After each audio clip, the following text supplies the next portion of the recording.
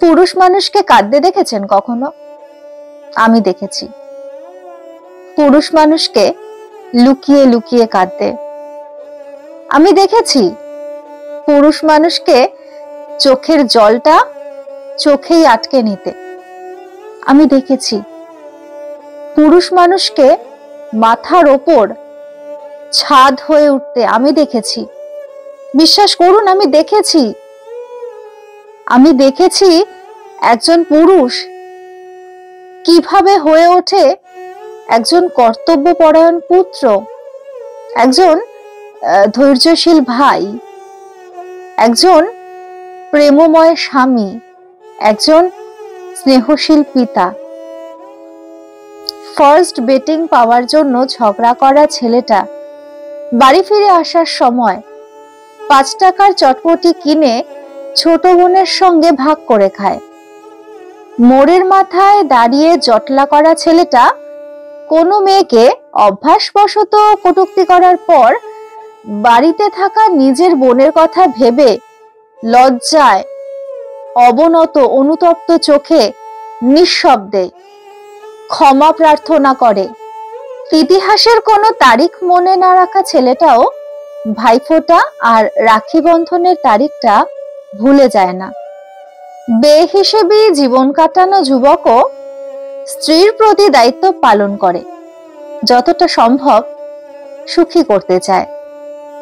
সারা জীবন অঙ্কে কাঁচা ছেলেটা খুব হিসেব করে সংসার চালিয়ে মাসের শেষে কিছু টাকা সঞ্চয় করতে চায় ছেলে মেয়ের ভবিষ্যৎ ভাবনায়। শত দারিদ্র্যের সঙ্গে লড়াই করেও সে অসুস্থ মায়ের জন্য ওষুধ আনতে ভুল করে না।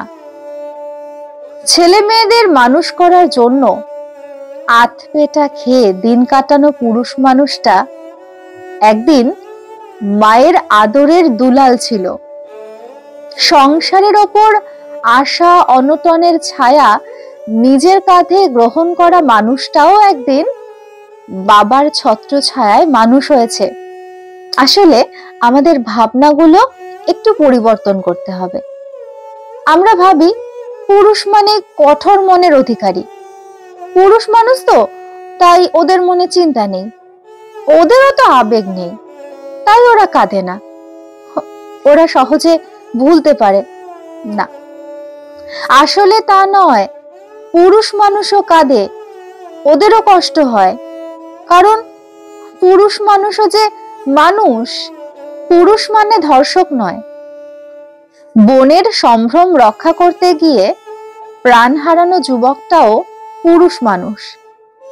বান্ধবীকে বাঁচাতে গিয়ে আহত হওয়া তরুণটাও পুরুষ মানুষ।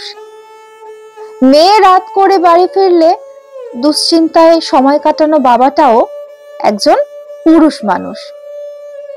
জনমানব শূন্য রাস্তায় গভীর রাতে অসুস্থ বাবাকে হাসপাতালে ভর্তি করে ফেরা এক তরুণীকে নির্বিঘ্নে বাড়িতে পৌঁছে দেওয়া অটো ড্রাইভারটাও একজন পুরুষ মানুষ। আমি দেখেছি একজন পুরুষ মানুষকে নির্দ্বিধায় কর্তব্য পালন করতে, কিন্তু আমি কোনো পুরুষ মানুষকে ধর্ষক হতে দেখিনি।